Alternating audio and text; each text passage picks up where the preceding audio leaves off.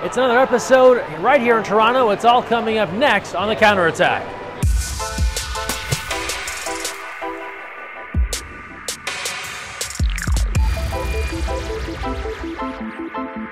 Hi everyone, Greg Mescall here in Toronto for the 2015 Pan American Games. Thanks for joining us. It's a big week for Team USA.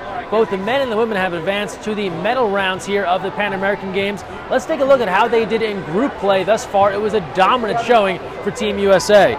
As you look through the group standings, it was a great start on day one as the USA women topped Mexico 25-3, the men over Ecuador 25-0, and on it went from there. USA women capping group play over Argentina 30-3, the men winning 14-3. The men with a huge semifinal against Canada. We'll have full results of that coming next week. You can also get caught up, of course, at usawaterpolo.org for everything USA-Canada here at the Pan American Games.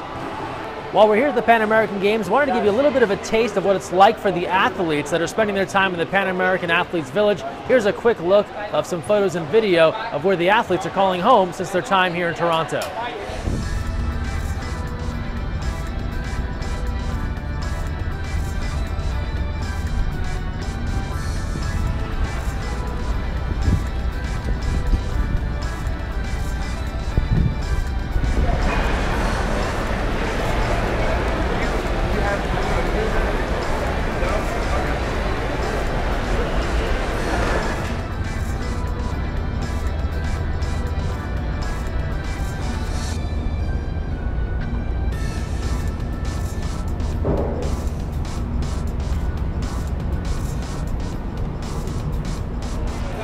While we're on the topic of international water polo, the World University Games are going on right now, and the UCLA men and the Stanford women were in Gwangju, South Korea to compete.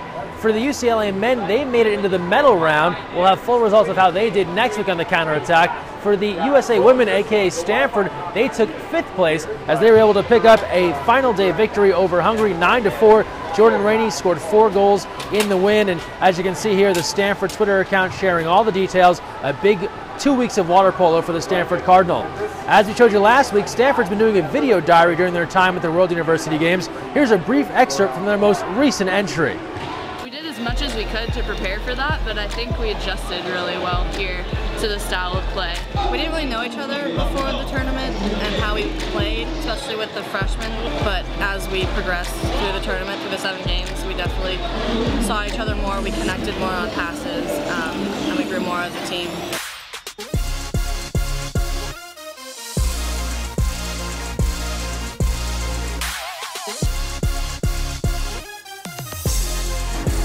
Now let's go stateside for the U.S. Open of Water Polo coming up this weekend in the Pomona, California area. Pomona Pitzer's Haldeman Pool will play host to the championship games this coming Sunday.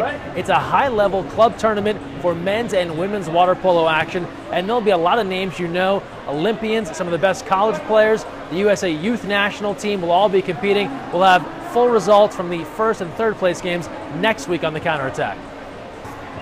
Well, if the U.S. Open is this weekend, that means the Junior Olympics are really coming up fast. The world's largest water polo tournament is less than 2 weeks away. Get all the information you need at usawaterpolo.org/Junior Olympics. And don't forget, use the hashtag 2015JOs. Let us know the big stories that are going to be happening at the JOs.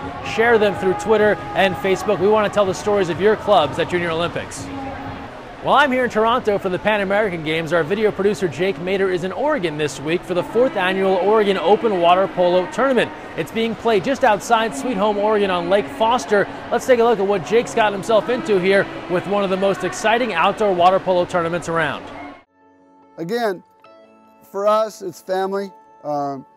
There's some teams that have come all the years, and there's some people that have been coming back every year. We just want you to come and enjoy the tournament. There are bigger and better tournaments out there. We know that. There's bigger tournaments for you guys to go to, JOs and all that stuff, but that you come here and have fun with your kids. I think this is a good team bonding event for your kids. I think it's a good training event. The lake is hard on them. Very difficult swimming conditions. We really appreciate it. WVWP wants to thank you for bringing your teams here, and we hope to see you again next year. Enjoy. Thank you.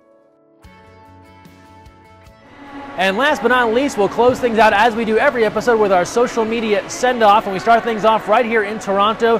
The Pan American Games opening ceremony. The USA men's team took part at the event at Rogers Center, home of the Blue Jays. And according to the Team USA Twitter account, they stole the show. They gave them a big shout out this week. Moving right along to Team Canada's Twitter account, how did Team USA steal the show? With dance moves like this. Check out our own Josh Samuels. He's on the right side of this picture, breaking it down with some volunteers. Even Canada had to give us props for that one. Well done, Josh. And last but not least, Tuttle6 on Instagram sharing this image from the Spartan Club getting hyped for Junior Olympics with some competition. A good luck to their squad. And don't forget that hashtag 2015JOs.